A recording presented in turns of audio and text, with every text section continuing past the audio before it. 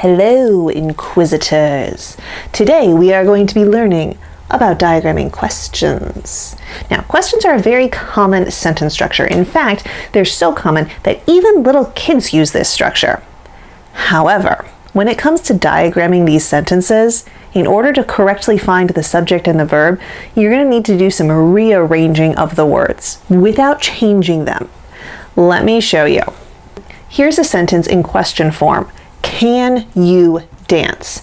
Now, often, not always, but often, the verb will be split by the subject. So in order to properly diagram this sentence, we need to turn it around into a statement.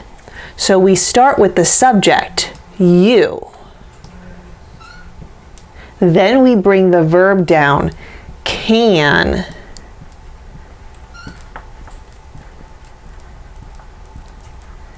Dance. Notice that when I was rearranging those words, I kept the capitalization the same. I didn't capitalize the Y in you, and I didn't make the C in can lowercase. That's on purpose, because with diagramming, we keep capitalization the same. Even if we're diagramming a question, even if we have to rearrange the order of the words in order for the sentence to make sense in the diagram, we still keep capitalization the same. Let's practice rearranging some questions and turning them into statements without changing any of the words. All right, here are 3 sentences in question form. The first one says, did he open the door? Remember, in order to make it a statement, we need to switch the subject and the verb, if there is one before the subject. So the statement form of this question would read, he did open the door. Sometimes it helps if you put each individual word on a post-it note or an index card or something that you can physically move around. In fact, when I teach this lesson in the classroom, that's exactly what I have students do. Take a look at this next one. Will you get a dog? Think, how can I put the subject first and group the verb together? You will get a dog. And what word stays capitalized? Will. Last one, do they have books? How would you rearrange that question to make it a statement? They do have books. When parsing questions, circle the question mark at the end. That's a signal to your brain that, oh, I need to switch the order of the subject and the verb to make it a statement. Otherwise, a lot of people will put do as the subject word. After you've circled the question mark, find the subject and verb, knowing that the verb is often, but not always, split by the subject. Keep capitalization the same as in the original sentence. Don't write it in the diagram as if it's a statement, because the original is not. Let's do a few examples. Here's our first question. Will you help me? The first thing I do is circle the question mark so that I remember it's a question. I'm not going to find the subject as the first word. Then I look for what is the subject. I might need to switch those first 2 words around before I can find it. You will help me. You is the subject. Now I look for the verb. You what? Will help. Now I'm thinking, what is me?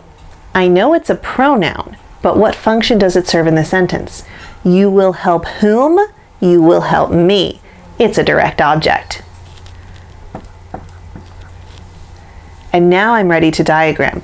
Remember, I keep capitalization the same.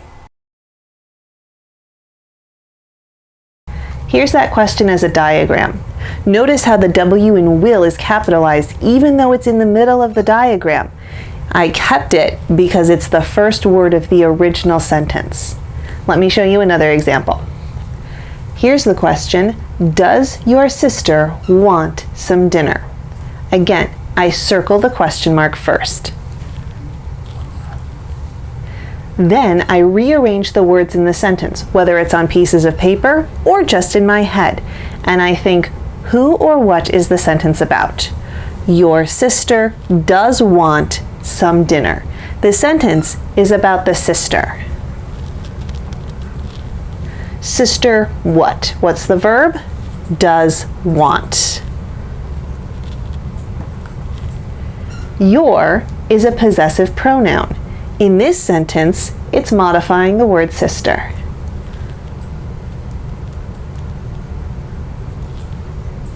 Some is an adjective. It's not a predicate adjective though, because it's not describing the sister. Dinner is a direct object. Your sister does want what? She wants some dinner. Now I'm ready to diagram.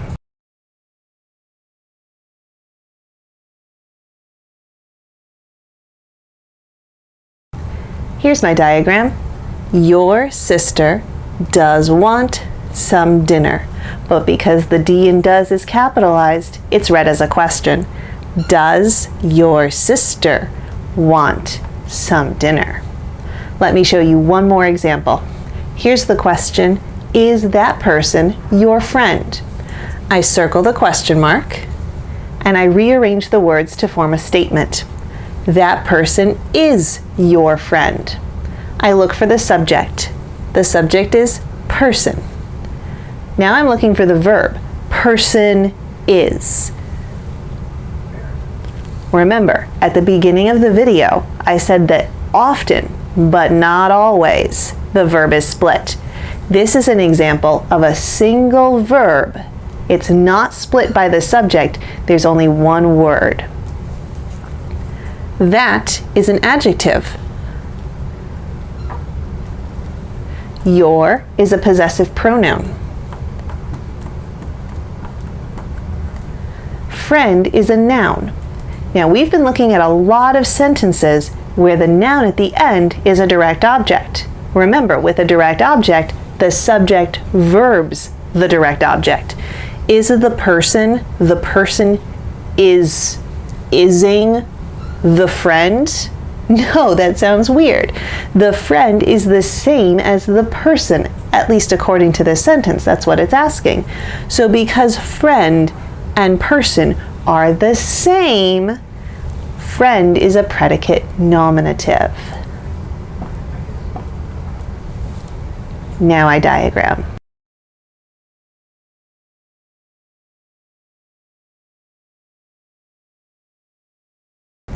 Here's my finished diagram. I have the I in is capitalized to reflect that it's a question. Is that person your friend? Notice the backslash because it's a predicate nominative. I'd like you to try some now. Go get a piece of paper or a whiteboard and be prepared to try some sentence diagrams on your own. Here's your first sentence. Do you have a pencil? Go ahead and pause the video. Try parsing and then diagramming on your own. When you're done, press play and see how closely your diagram matches mine.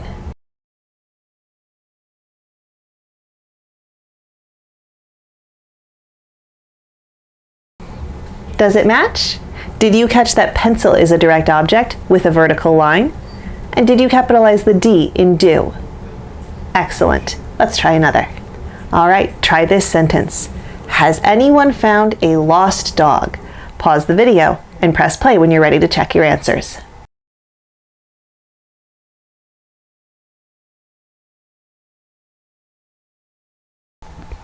How close is your answer to mine? Did you capitalize the H in has? Did you realize that dog is a direct object with two modifiers? All right, one more to try. Here's your sentence. Take it slow. This one is deceptive. It seems easy, but there are quite a few concepts in it that might trip you up if you're not careful. The question says, are the children getting tired? Pause, try, restart.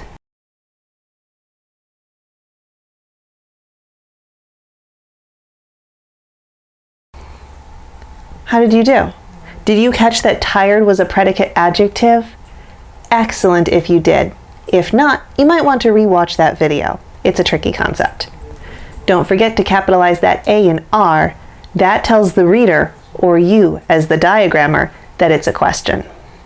All right, I'm going to put 3 sentences on the screen. Pause the video, try all 3, and then press play to check your answers.